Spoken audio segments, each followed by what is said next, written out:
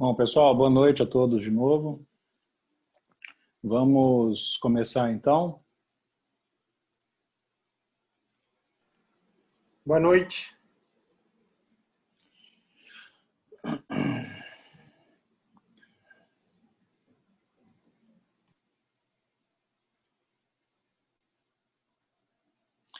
Bom, então, hoje é uma aula que a gente vai finalmente iniciar o conteúdo da disciplina propriamente dita, né?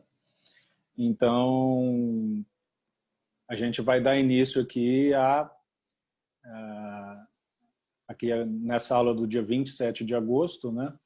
Que é uma aula introdutória para vocês, né? Então, é uma aula que, em se tratando de uma disciplina teórica, em um campo que é muito aplicado, como a administração, é uma aula necessária para que vocês consigam compreender, né, como que o que vocês vão aprender aqui vai ter relação com o que vocês vão atuar depois em termos de mercado, em termos de profissão, ou até em termos de área acadêmica, caso algum de vocês queira seguir, né? Então, é uma aula destinada a isso, tá? Então, são o que eu chamo, né, de questões importantes sobre teoria em administração. Tá?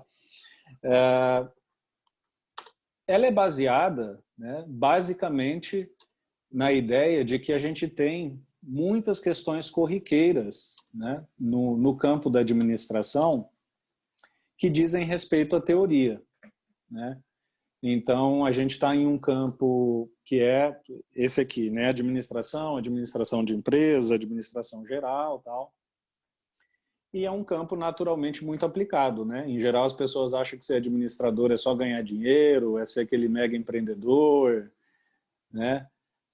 Ou aquele empresário de sucesso. E isso, de fato, faz parte do rol de atuações do administrador.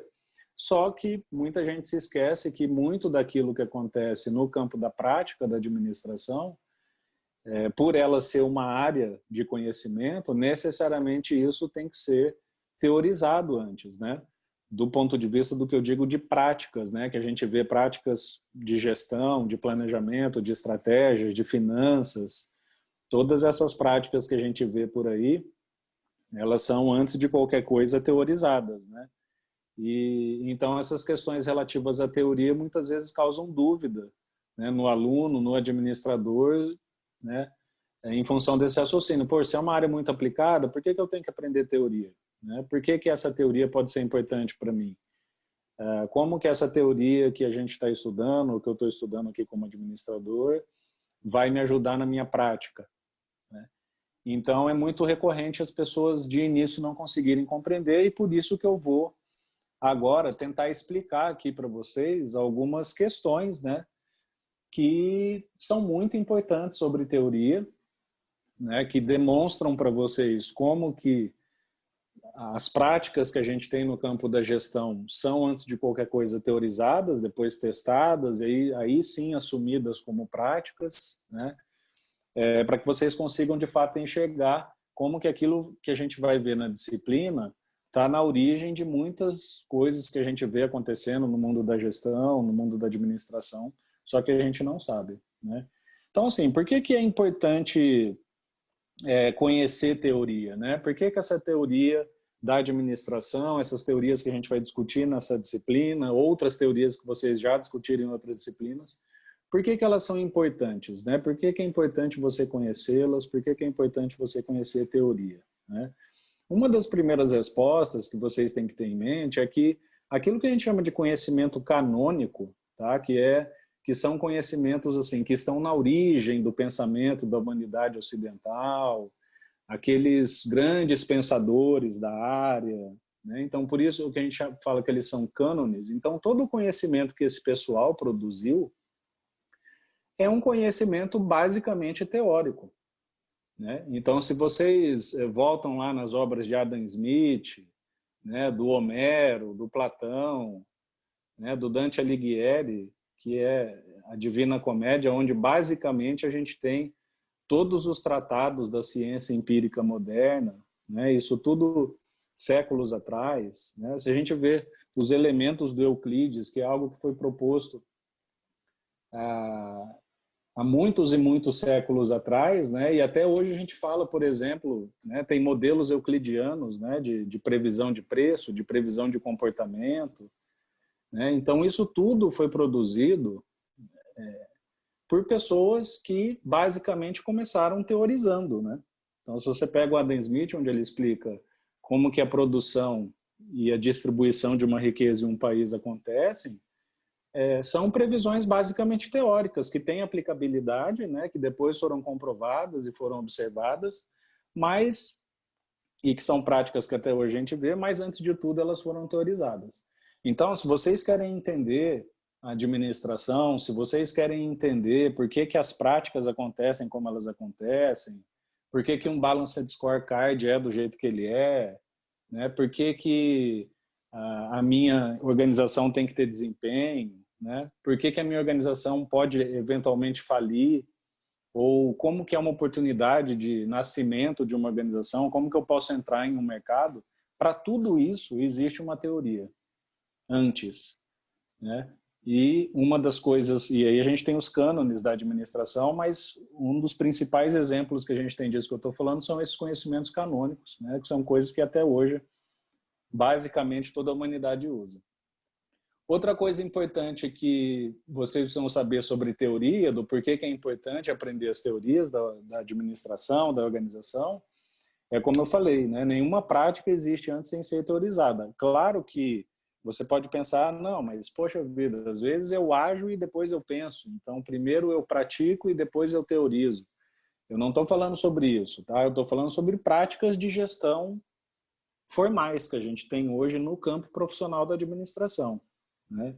Então, como essas que vocês estão vendo aí na tela, né? Um Balanced Scorecard, uma prática de qualidade total, gestão de pessoas, economia de escala, sustentabilidade, e por aí vai, uma lista infinita, né, que a gente poderia citar aqui de práticas de gestão organizacional, que elas são todas, antes de qualquer coisa, antes de serem executadas, elas são teorizadas, né? O Balanced Scorecard, o João Pedro está perguntando aqui, né, é basicamente um método, foi inventado na década de 90, tá, por dois caras, o Kaplan e o Norton, que é basicamente um método de aferição do desempenho organizacional, né? Só que ele tem uma utilidade muito grande também para planejamento estratégico. O Balanced Scorecard é uma ferramenta que você vai basicamente alimentar ela com dados, né, em várias dimensões. Então, imagina que no planejamento estratégico de uma empresa, né, a gente tem metas e objetivos na área de vendas, a gente tem metas e objetivos na área de compras, a gente tem metas e objetivos na área de concorrência, a gente tem metas e objetivos na área de clientes. Então, são 4 frentes, né, de atuação da nossa empresa, atuação estratégica. O que o Balanced Scorecard vai permitir? Ele é uma ferramenta onde você vai inserir os dados em cada dimensão dessa, por exemplo. Então, para vendas, a minha meta é 1 milhão. Para clientes, é aumentar o share de marketing em 20%. Para compras, é reduzir o custo em 15%. Então, eu alimento o sistema com esses dados que eu quero da meta e o Balanced Scorecard vai monitorando isso para mim ao longo do tempo. Então, aí ele vai conseguir falar, olha, passados 6 meses lá do tempo que você colocou essa meta aqui na área de vendas, você está faltando 5% para concluir a sua meta. Então, você está perto. Ou não, você está longe. Então, o Balanced Scorecard é uma ferramenta basicamente para medir esse desempenho e que tem várias utilidades, por exemplo, no campo da estratégia. Então, isso tudo foi proposto pelo Kaplan, inclusive pelo Kaplan e pelo Norton, nas suas teses de doutorado.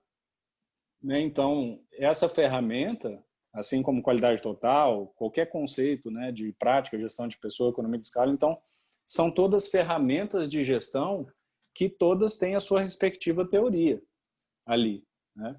Então, tá aí mais uma razão do porquê vocês têm que estudar teoria, compreender teoria, né? Se interessar por teoria, ler os clássicos, né? Se vocês viram hoje a leitura obrigatória da disciplina, né? Se pergunta, por que não ler os clássicos em administração? Né? Não, conjecturas e refutações só para a aula que vem, tá? Olhem o cronograma. Sim, perfeito, pode sim, Aline. Né? Então, uma teoria pode ser desenvolvida a partir da observação? Sim, com certeza. É um meio, né? E aí existe uma retroalimentação. Por isso que eu estou falando que aqui eu não estou dando exemplo, esses tipos de exemplo que a gente pode fazer. Eu estou dando exemplos já de práticas que são consolidadas, já são adotadas. E que passaram por esse processo. Teoria, aí teste, em função do teste melhora a teoria, e aí em função da teoria melhora a prática e assim por diante. Tá? Mas de uma forma ou de outra, independentemente da ordem que você possa fazer essas coisas, todas vão ter uma teoria ali dentro. Então, por isso é importante conhecer. Tá? Vou avançar aqui, pessoal. Mais alguma dúvida por enquanto?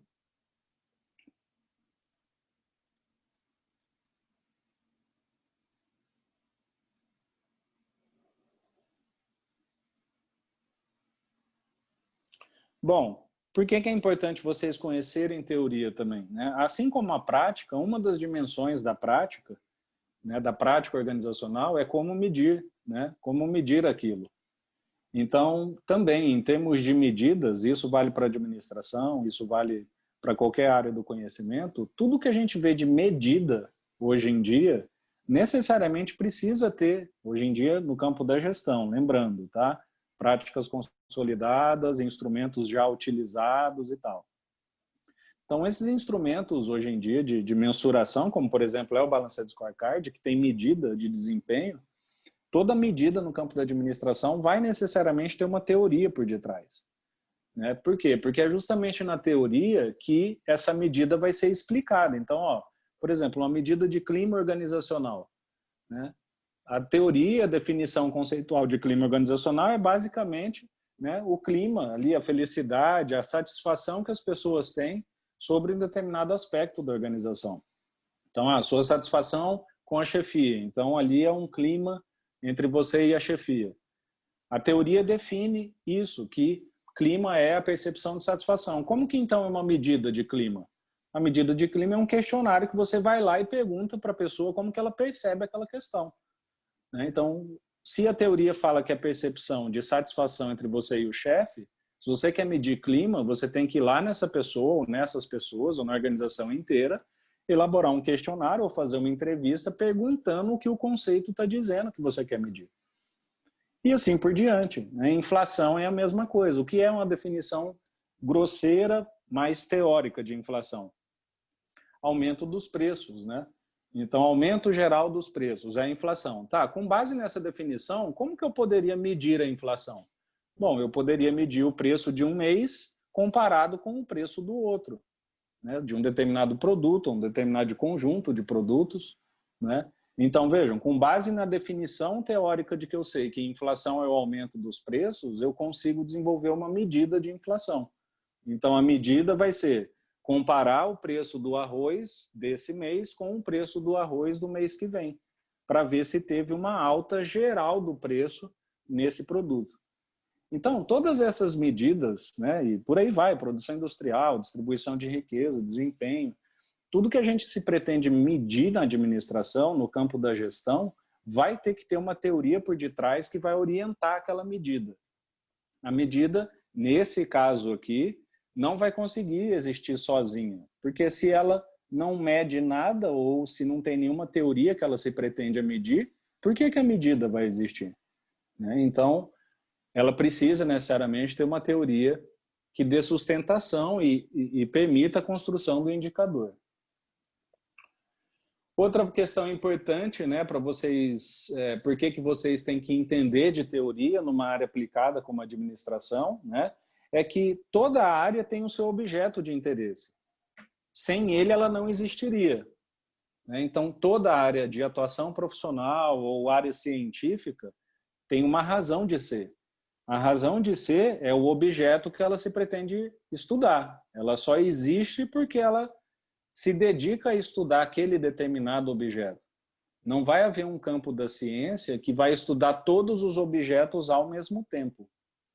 Então, se toda ciência precisa ter, toda ciência e, por consequência, toda a área de atuação profissional, toda a área de atuação acadêmica precisa ter uma razão de ser, que é o objeto, esse objeto também não pode existir se ele não for teorizado antes. Então, ou seja, definido. Então, se da psicologia o objeto é o indivíduo, né, igual a gente vê aqui, tanto a mente quanto o comportamento, quanto o indivíduo como grupos, lá na psicologia vai ter que existir uma definição sobre o que é o indivíduo, e essa definição é teórica, que vai ser observada, que vai ser comprovada, que pode ser testada, que pode ser observada também. Mas ela precisa ter uma dimensão necessariamente teórica. E assim para todas as áreas. Se o interesse da biologia, a existência da biologia, o estudo da vida, eles vão precisar definir teoricamente e praticamente, né, e na prática também, o que é vida. Né? E assim, a administração. Isso é uma coisa que a gente vai ver lá na última aula, né, sobre qual é o objeto de interesse da administração. Né? Muita gente acha que não tem, né? Não tem, ou sei lá, ou muita gente responde, é a empresa. Né? Então, essa é uma discussão muito boa, mas o que a gente pode admitir é que o objeto de interesse da nossa área é a gestão. Né? E, bom, a gente tem uma definição do que é gestão? A gente sabe o que é teoricamente gestão? Então, essa é uma discussão que a gente vai levantar depois na última área, na última aula. Então, é importante conhecer a teoria também porque o objeto daquela área que você está atuando, com certeza, tem uma definição teórica existente que você precisa conhecer. Né? Bom, outra questão importante é que nas teorias é que você encontra esses tipos de resposta aqui sobre um fenômeno que você deseja. Então, se você quer entender de qualquer coisa que tenha uma teoria disponível sobre aquilo, na teoria também, não exclusivamente, você encontra em outros locais, em outros contextos, mas é na teoria que você vai entender onde, como, quando e principalmente por que as coisas acontecem. Então, por exemplo, a abordagem ecológica, que é uma abordagem que a gente vai pautar aqui na aula, né? Uma abordagem muito famosa na administração, é uma teoria que explica por que as empresas nascem e morrem. Por que as organizações nascem e morrem. Né? Então, muitas vezes o administrador nem pensa sobre isso, né? Ou que vai entrar aqui no curso precisando saber disso. Né? Então, sim, tem uma teoria administrativa que se você entrar lá, vai falar assim, olha, é muito provável que as empresas nasçam nesse tal contexto. E é muito provável que as empresas morram ou venham à falência quando acontece isso, aquilo. Então, isso é uma previsão teórica. Né? E a teoria tem essa capacidade. Claro que pode ser que as coisas não aconteçam como está descrito ali. Não tem problema. A gente vai ver na próxima aula que a teoria estar certa ou errada não diz nada sobre se ela é científica ou não. Né? Claro que ela pode fazer prescrições erradas, mas, como eu falei, se você quer uma orientação sobre essas questões, por quê, onde, como e quando, pode ter certeza que um dos lugares que você vai encontrar é na teoria sobre aquilo que você quer entender. Né? Então, se você quer entender oferta e demanda, como que, né, eu posso esperar que aconteça a oferta e a demanda do serviço ou do produto que eu quero oferecer? Vai lá na lei de oferta e demanda que você vai ter uma ideia inicial sobre isso. Né? Vai ler lá sobre aquilo. Então, vai te ajudar. Né? A teoria dos jogos, que é uma teoria econômica muito famosa, né, e que na administração, também na economia, né, é usada para prever o comportamento, é usada entre muitas coisas, para muitas coisas, né, mas um dos exemplos é que ela é muito utilizada no campo da administração para poder entender o comportamento da concorrência. Né, então, a teoria dos jogos no campo administrativo tem uma utilidade muito forte para você saber, né, como que, imaginando aquele mercado como se fosse um jogo, né, como que o seu concorrente vai agir diante das opções que ele tem. Então, isso faz parte, por exemplo, da teoria dos jogos. Ela vai ajudar vocês a entenderem isso. Ele explica onde, como, quando, por que a minha concorrência vai agir e assim por diante. Outra questão importante para vocês entenderem teoria é que, às vezes, a teoria vai ser basicamente a única coisa ou uma das poucas coisas que restam para vocês entenderem aquilo que vocês querem. Porque, na verdade, os fenômenos vão ser puramente abstratos. né? Então, em administração, a gente tem muitos fenômenos que são puramente abstratos, né? Então, imaginem aqui quando a gente fala em cenários no planejamento estratégico, né? Eu vou fazer um planejamento estratégico da minha empresa e aí eu penso em, geralmente, 3 cenários, né? Um cenário pessimista, que é se as coisas piorarem daqui para frente, um cenário realista, que é se as coisas continuarem do jeito que estão, e um cenário otimista, que é se as coisas melhorarem. Então, eu faço um planejamento e, ao final dos 5 anos lá do meu ciclo estratégico, eu tenho 3 cenários possíveis. Esses cenários são puramente teóricos, no momento em que eles são concebidos, no momento em que eles são usados no negócio. Claro que lá na frente a gente vai saber qual foi o cenário que se tornou real, né? Mas antes dele se tornar real, ele antes foi teorizado pelo gestor. O gestor falou, olha, pode acontecer esse cenário positivo, negativo ou realista. E isso nada mais é do que também teoria. É o gestor ali fazendo uma teoria sobre o negócio dele. Uma teoria amparada em dados, é óbvio que ele não faz, ele não joga para cima. Ele olha dados, ele olha a realidade, ele olha previsões, ele olha dados concretos. Mas o que ele tem como output, ou seja, o resultado final de um planejamento estratégico baseado em cenários, é uma teoria. São 3 teorias, são 5 teorias, que são 3 cenários, 4 cenários, 5 cenários. Então, nós em administração, apesar de trabalharmos numa área que é muito aplicada, podemos enfrentar, né, encarar fenômenos que são puramente abstratos. Você não vai ter a capacidade de ter ele, né, na sua mão ali no momento. Você vai precisar trabalhar teoricamente. Então, é importante desenvolver essa habilidade também, né, de ler teoria, de interpretar a teoria e assim por diante.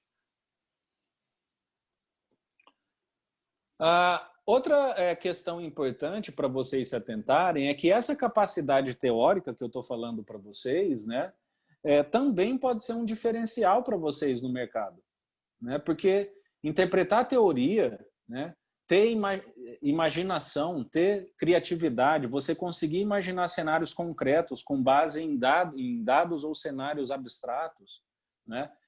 Todas essas competências que vocês desenvolvem a partir do conhecimento e do estudo de teorias também vão se tornar competências que vão ser úteis para vocês no mercado. Então, se estimula a criatividade, a inovação, a criação de macetes. O que é macete? Não é burlar nada, né? Mas é aquele cara que, como ele domina muito a teoria, né, ele consegue navegar em função daquele conhecimento, né? Então, um dos exemplos que a gente tem disso no Brasil, né, eu nem vou citar especificamente porque não seria um bom exemplo, tá? Mas é um exemplo que pode acontecer positivamente, é vocês olharem, né, o funcionamento das casas legislativas no Brasil, né? A Bruna fez aqui uma pergunta, né, eu já respondo. Se vocês olharem, né, o funcionamento do parlamento no Brasil, o Senado e a Câmara, são casas que têm, não sei se vocês já ouviram falar, né, mas chamados regimentos internos, né, que basicamente vai prescrever ali as situações possíveis, né, de serem realizadas dentro da Câmara e do Senado. Então, por exemplo, a votação vai ser voto aberto, voto fechado, quem participa, quem responde, qual a ordem. Então, isso tudo está no regimento da casa, que é basicamente uma descrição burocrática e teórica do funcionamento da Câmara e do Senado. Porque aquilo tudo está no papel e são situações que as pessoas escreveram e que elas estão prevendo como que elas vão ser regulamentadas no futuro, quando elas acontecerem. O cara que domina o regimento do Senado e da Câmara, ele comanda o funcionamento das casas. Né? Eu falei que não ia citar, mas só para ilustrar para vocês o último exemplo negativo, né, que a gente viu, foram nos últimos anos, né, essa quantidade de deputados federais, de inquéritos que a gente viu, o presidente da casa, né, os presidentes de comissões especiais, se usando de todos os artifícios possíveis ali do regimento interno para postergar a votação, para cancelar a votação, para não dar quórum, né, para mudar o assunto, mudar a pauta. Então, por quê? Porque são pessoas que dominam muito a prescrição burocrática da casa, né? Ou seja, a teoria de funcionamento daquela casa, e em função desse domínio da teoria da burocracia, ele consegue atuar sobre o mundo real.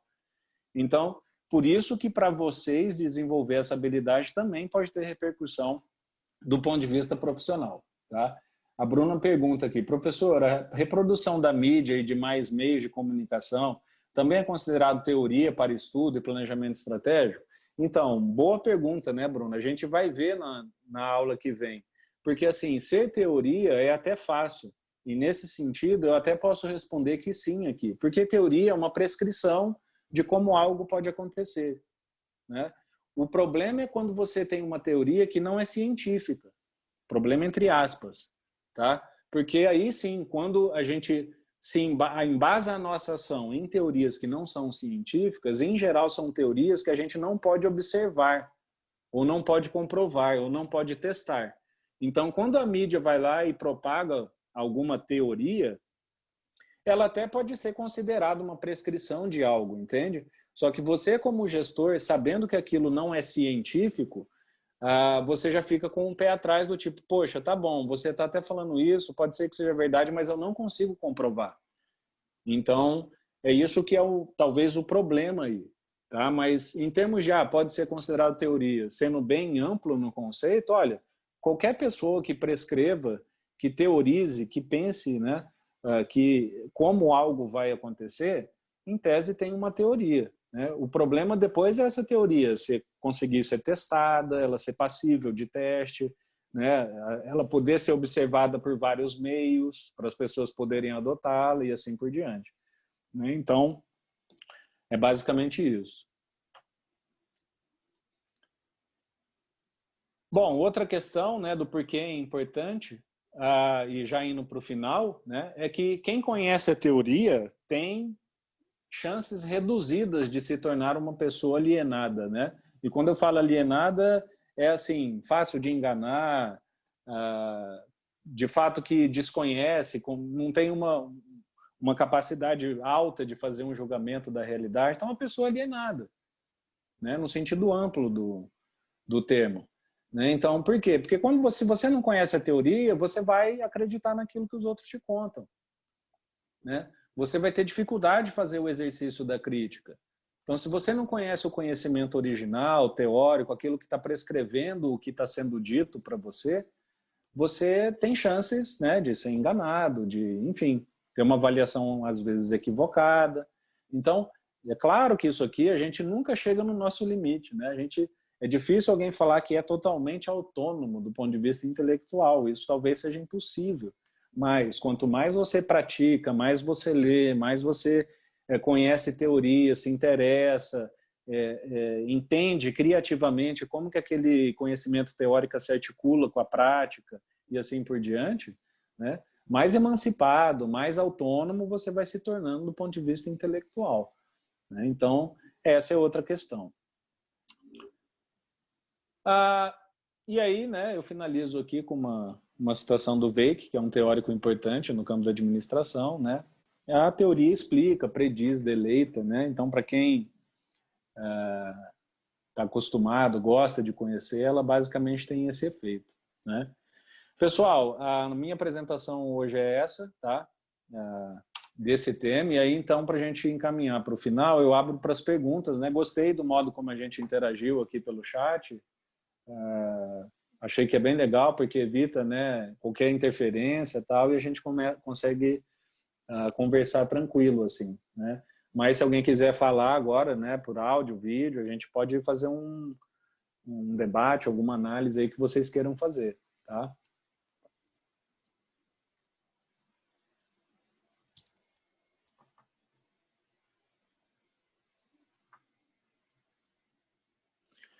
A Aline mandou aqui, a parte preditiva é essencial para ser uma teoria? Ótima pergunta, viu, Aline? Não, tá? Porque a gente pode ter um conhecimento que não é preditivo, ele é descritivo, né? Então, ele não prediz a causa ou efeito, mas, porém, ele explica as características daquilo, ele só não fala de onde vem, né? Então, pode ser descritivo, não precisaria necessariamente ser preditivo, né? Ou seja, falar em causa e efeito, por que aquilo acontece e assim por diante, né? Quando eu falei que uma teoria explica, não é só no sentido de causa e efeito, né? É também no sentido descritivo, né? Então, sim, a parte preditiva é importante, porém, a parte descritiva também pode ser contemplada. Exato. Então, se você pega as questões relacionadas à gestão de pessoas, né, ou, por exemplo, a economia comportamental, que é muito usada na previsão de mercado, né, de comportamento de acionista, elas são, em geral, quando a pessoa escreve com cautela, são teorias praticamente descritivas, né? Porque quando você tenta explicar comportamentos humanos, é meio complicado falar de causa e efeito, a não ser que você faça um experimento e tal, né? Então, sim, né? Outros elementos que eu acabei dando exemplo ali também, né? Das questões de conhecimentos abstratos, né? Então, se você olha clima, né? É uma descrição daquele fenômeno, e assim por diante. Sobre o texto de hoje, a parte que trata de finanças, de respeito ao mercado de ação e essas coisas, então, não, finanças não pode ser entendido só como mercado de ações, tá? E pelo que eu entendi ali do texto, né, uma boa pergunta, fala do campo de gestão em geral, né? O mercado de ações e outras coisas é uma das partes do mercado de finanças. Então, o que eu entendi é que eles fizeram uma análise mais geral sobre a área de finanças, tá? E não sobre o tema específico de mercado. Mas sim, claro que você pode, já que mercado de ações faz parte da área de finanças, raciocinar e aplicar aquele raciocínio dentro do mercado de ações, né? Ana Carolina só queria fazer um comentário, achei uma leitura muito importante, porque a gente tem a tomar os clássicos como dogma, quando na verdade as teorias em diversas áreas têm muita influência. Não, e assim, pessoal, é isso, tá? É claro que a gente não pode achar que agora a teoria, né, é a razão de tudo, não é isso, tá? Tem várias coisas e outras questões que também são importantes, a parte aplicada é importante, e é claro que o mundo é constituído de diversas, né, facetas, diversos fatores que cada um tem o seu peso. Mas para nós, enquanto profissionais de administração, vocês estão aqui num curso, né, numa graduação, que vai dar um diploma para vocês. Então, vocês estão se formando, vocês precisam adquirir conhecimento, né? Esse conhecimento precisa ser confiável, precisa ser um conhecimento científico, né? Então, nesse contexto em especial, a gente pode sim ver a teoria em um lugar de destaque, né? Porque é como eu falei para vocês, não há nada, pessoal, nada do que vocês vejam, por exemplo, nas disciplinas que vocês vão cursar, que não tem uma referência. Vocês podem procurar, ou tem algum programa de disciplina que não tem lá, bibliografia básica ao final, né? Então, todas as disciplinas têm. Então, tudo que a gente entende como conhecimento formal, né, que é ensinado, que depois pode virar uma profissão e assim por diante, são conhecimentos que vocês precisam ter noção de como avaliar ele, né, como entrar em contato com ele, porque que aquilo vai te ajudar e assim por diante, tá? Então é isso mesmo, né? Olhando por uma perspectiva de construtivismo social, ao passo que o mundo muda e evolui. Exato. A base teórica é sempre o início das coisas, nesse caso aqui. O Rômulo fala que a impressão que me passou é que ao contrário do que a administração e a economia se vê, não são ciências duras. Exato. Exato. Né? A gente vai discutir isso lá na última aula, né? Que eu acho que a gente vai ter um pouco mais de bagagem, mas assim, antecipando um pouco, né? A administração de dura não tem nada, né? Eu acho que a economia também, muito menos não, mas também, né? Nós, pelo contrário, a gente muitas vezes ficou se rogando, né, como área dura e, na verdade, perdemos tempo de desenvolver nossas teorias, nossos métodos e assim por diante, né? Essa é uma discussão bem boa, que depois vocês vão ver que vai abrir muito a cabeça de vocês sobre a área, sobre o que é teoria e tal. As teorias se tornam atemporais, é isso mesmo, Ana. Aí o Gabriel pergunta, professor, mas se a teoria for tratada e ensinada com apenas uma opinião ou ponto de vista, a teoria pode ser considerada alienante? Exato. Então, por isso, Gabriel, que não se ensina teoria como opinião. Por isso que o que vocês aprendem aqui são teorias científicas, entende? Então, por isso que eu disse que quando você fala, ou né, quando foi dito, a mídia pode espalhar uma teoria por aí, se for uma prescrição de algo, né, e a gente querendo ser bem legal, é a teoria, mas ela não vai ser ensinada no curso, né? Então, por isso que nós não ensinamos aqui, por isso que na vida real você precisa ter a ferramenta para fazer esse julgamento sobre as teorias que aparecem nas mídias, né? Porque lá não vai ter um professor para te ajudar. Então, por isso que é importante, por exemplo, discutir o que é uma teoria científica, que é o que a gente vai discutir na aula que vem, sobre o Popper. Então, o Popper se debruçou sobre isso, ele mostra, ele indica para a gente como que a gente pode, ao encarar uma teoria, ter critérios de saber se ela é científica ou não.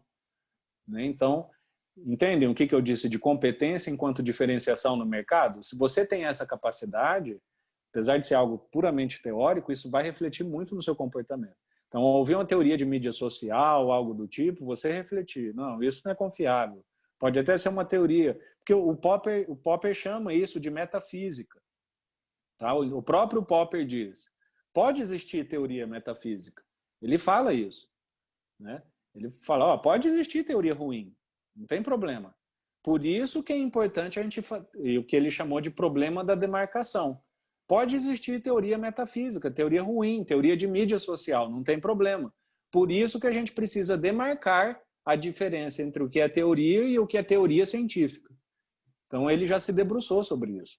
E aí a gente vai ver na próxima aula, né? Aqui a Aline fala, já li alguns textos sobre teorias comportamentais baseadas em como foi o nosso desenvolvimento cognitivo, exato, justificando o porquê da não racionalidade, isso, né? Exato, tudo é teorizado, né? Tem uma área que chama da economia, para vocês verem que é uma área da economia que conversa muito com a psicologia, que agora se chama economia comportamental, né? Que é conseguir fazer previsão de compra, de venda, de ação com base no comportamento do acionista. E o economista não teve jeito, teve que ir lá para a psicologia, beber na fonte lá para poder compreender as teorias comportamentais, né? O texto faz um paralelo disso, as percepções clássicas veem o homem com uma racionalidade limitada e capaz de perceber, daí o problema, Pode fazer perguntas sobre o Popper? Pode? Isso, Pedro. O texto não fala que seriam opiniões nas classes são dogmas, exato. Bom, já foi feita a pergunta do Popper ou você ainda vai fazer, Gabriel?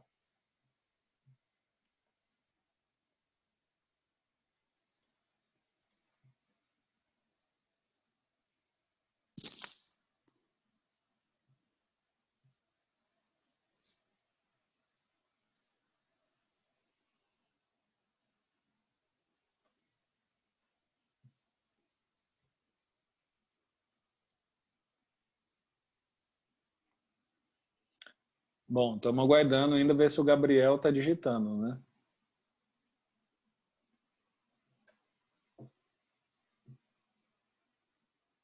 Beber da fonte, porém com visão crítica. Isso mesmo, Pedro Vinícius.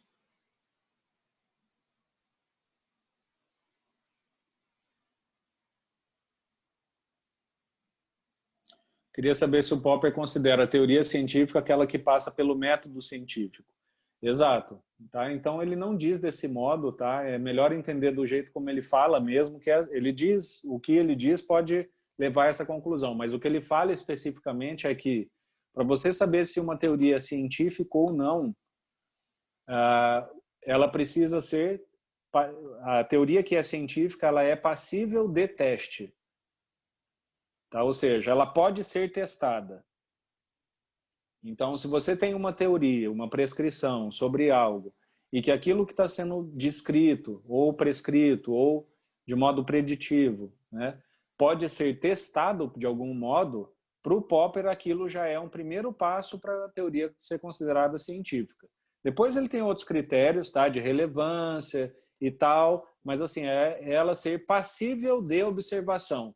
E aí, percebam duas coisas. Primeiro, passível de, né? Ela só precisa poder ser testável. Então, passível de. E segundo, isso não significa que se ela for refutada, ela não deixe de ser científica. Porque o que o Popper diz, a ciência não se interessa pelo resultado final quando faz uma teoria, porque o resultado final tem que ser independente, né? Ele não, e a gente vai ver nas aulas, a gente não pode fazer uma teoria que vai, e aí a hora que ela dá errado, né, e eu vejo que ela é errada, eu vou lá e adapto a minha teoria para no próximo teste ela dar certo, né? Então, a prescrição do Popper, por isso que ela não se interessa pelo resultado. A teoria, para ser científica, precisa ser passível de teste. Se ao fazer esse teste, a teoria, por exemplo, for refutada, ela ainda assim não vai deixar de ser científica. Ela só vai não ser comprovada. Você não vai usar aquela teoria, porque ela não se comprovou. Mas ainda assim ela tem um caráter científico, tá? O Popper é das áreas sociais, ele é psicólogo, tá? Todo um debate de humanidades é ciência ou não mito, estudar de ciências sociais, tá? O Popper foi um cara assim, que é aquele tipo de pessoa que é difícil você classificar ele só como uma coisa, né? Mas ele foi um psicólogo, tá? E depois ele se tornou um filósofo e assim por diante, tá? Mas é um cara e é um cara que viveu no século XX, né? Eu imagino que ainda já tem gente que nasceu no século XXI aqui, né? Mas antes eu falava, bom, foi uma pessoa que nasceu no nosso século, né? Então, sim, é alguém que, em termos da linha de tempo da ciência, é alguém que estava ontem aí escrevendo, né? Tudo bem, pessoal? Mais alguma manifestação aqui pelo chat? Ou vídeo e voz?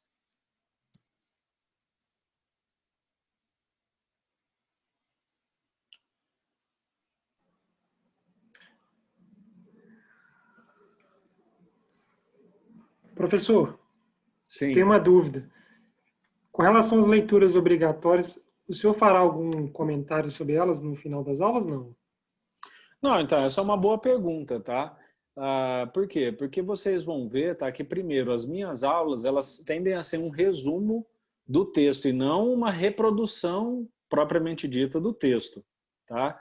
Por que isso? Para que vocês vão lá e leiam mesmo, tá? Esse tipo, é como eu falei, o professor geralmente é o meio do aprendizado, né? Então, a aula é um estímulo, provoca vocês a ficarem curiosos, né? Vocês veem que eu não procuro não reproduzir lipsis literis o texto, porém eu respondo o que é perguntado sobre o texto, tá? Então, o comentário específico em geral eu não vou fazer, mas tudo que eu estou dizendo tem a ver com o texto e assim por diante. Eu gostaria, e por isso que eu estou falando que é uma pergunta interessante, que coisas sobre os textos em específicos partissem de vocês como estímulo, como apareceu aqui, inclusive, no chat, né, a sua própria pergunta. Então, para pergunta específica sobre o texto, estou aberto, tá? Mas não vou necessariamente comentar, reproduzir o texto, mas tudo que eu falei aqui, vocês vão ver que vocês vão encontrando pitadas de tudo que eu falei lá no texto, tá? E o texto, aquele texto também, deixa eu só tomar uma água aqui. Aquele texto também, vocês viram que é específico da área de estratégias, né? De estratégia, ele tem um recorte lá, né? Então, tá, eu não queria falar só sobre aquilo hoje, eu falei sobre estratégia, por exemplo, né? Então, aquilo foi só um exemplo, tá? E a aula é um pouco mais ampla. E as outras vão ser assim também, tá? Procurem ler, né? Me provocar eventualmente aqui em função do conteúdo do texto e assim por diante.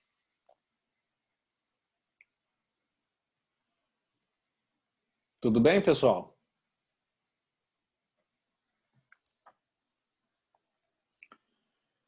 Bom, legal, acho que foi a nossa primeira aula de conteúdo, né? E realmente me parece que a interação de perguntas via chat dá certo também, né? Áudio e vídeo sempre, né? Ao vivo, como se a gente estivesse em reunião, mas o chat, que foi aquilo que a gente não sabia muito como que poderia acontecer, eu acho que funcionou bem, tá? Acho que deu para interagir legal com vocês, tá bom? Então, né, não tendo mais nada para hoje, pessoal, queria desejar uma boa noite, tá? Um bom fim de semana para vocês e daí a gente se encontra terça-feira que vem lá com o cronograma e a aula do Popper, tá bom? Boa noite, professor. Boa noite, professor. Boa noite, professor. Obrigado.